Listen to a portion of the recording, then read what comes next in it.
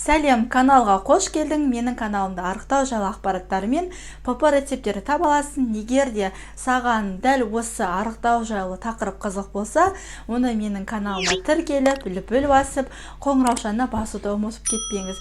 Егер де қоңыраушаны бассаңыз, менің салатын видеоларымды ең бірінші болып сіз көретін боласыз. Сол үшін тіркеліп, қоңыраушаны басуды ұмытпаңыз.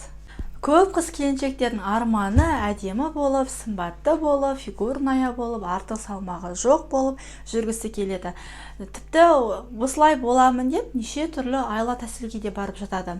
Мысалы, кофе мен лимон, немесе айранға корица қосып ішу, немесе аш жүру, немесе монодиетада жүру деген сияқты қылып неше түрлі айла тәсілге барады.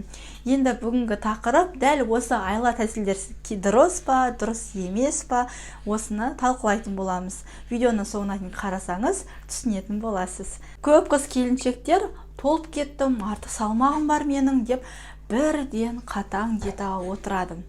Ол диета дұрыс па, дұрыс емес па, оны тексермейді.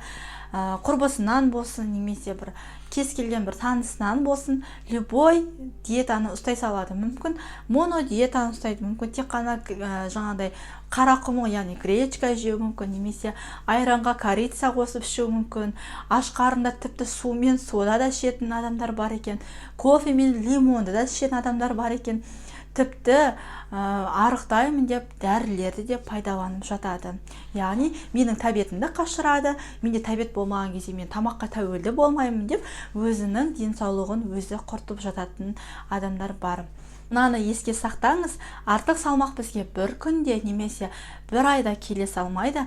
Артық салмақ бізге уақыт өте келе, біздің артық тамақтануымыздың әсерінен, немесе гормоналды бұзылыстардың әсерінен, немесе стресс, депрессия кезінде біз артық тамақтанып қоюымыздың әсерінен. Неге стресс, депрессия? Біз стресс, депрессия кезінде ашуланамыз, бізде ашуды басу үшін біз ашуды тәттімен, немесе тамақпен өзімізді жұбатып, солай артық тамақтанып қойып жатамыз.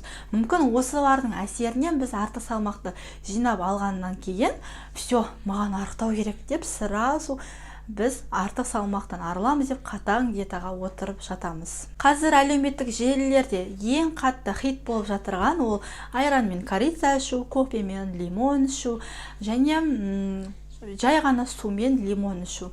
Осыларды істесем мен арықтаймын деп дәл осыларды жасап жататын қаншама қыз келіншектеріміз бар. Енді қараңыз, сізге сұрақ: сіз айран мен корица ішпегеннен толып кеттіңіз бе? Немесе кофе мен лимон ішпегеннен толып кеттіңіз бе? Әлде жай ғана су мен лимон ішпегеннен толып кеттіңіз бе? Осы сұраққа сіз комментарийге жазып кетіңізші. Мына жағдайда ескерсеңіздер, қыздар, біз ешқандайда айран мен корица ішпегеннен, немесе кофе мен лимон ішпегеннен толып кеткен жоқпыз. Біз жай ғана артық тамақтанып қойып, немесе біздің күнделікті болатын режим дұрыс болмағаннан да толып кетуіңіз мүмкін. Сол себепті неден толдыңыз, соны жөндеңіз. Сол кезде сіз міндетті түрде артық салмақтан арыласыз.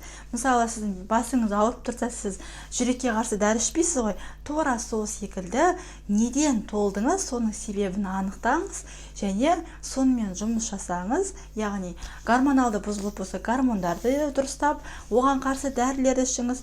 Ал егер артық тамақтанып қойғаннан толып кетсеңіз, онда дұрыс тамақтанып, өзіңіздің салмағыңызға сәйкес 20-30% кем күнделікті дефицит калория жасау арқылы артық салмақтан арыла аласыз. Көп қыз келіншектер артық салмақтан арыламын деп шынайы дұрыс жолмен келмейді. Жалпы аш қарында айран мен корица ішу, немесе кофе мен лимон ішу, оның барлығы біздің ағзамызға зиян. Ағзамызға зиян заттарды жасаудың да істеудің де қажеті жоқ. Көп қыздар мен жеміс жидек жесем ғана артық салмақтан арыламын деп ойлайды. Бұл қате ұғым, себебі бізді жеміс жидектер бізде бауырымыздың май басуына көмектеседі. Гликогеннің әсерінен сол себепті бізде артық салмақ пайда болады. Егер бізде бауырымызда май басып кеткен жағдайда ешқандайда майдың кету процесі болмайды. Сол себепті жеміс жидекті көп тұтынуға болмайды. Егер де қатты жегіңіз келсе, жүрек жалғауда 1-2 дана алмадан, немесе 1-2 дана апельсин, мандариннен жеуге болады.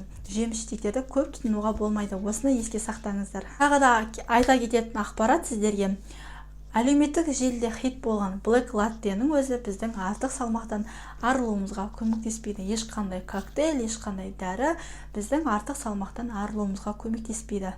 Артық салмақтан арыламын деп дәл осы мен айтатын дүниелерді жасап жүрген қыздар болса, дәл осы видеоны жіберіңіз, себебі ол кісілерге де сіздің пайдаңыз тисін. Егер де ақпараттар пайдалы болса, каналға тіркеліп, лүпіл басып, қоңыраушаны басуды ұмытпаңыздар. Сіздермен болған мен Айнагүл. Келесі видеода жолыққанша.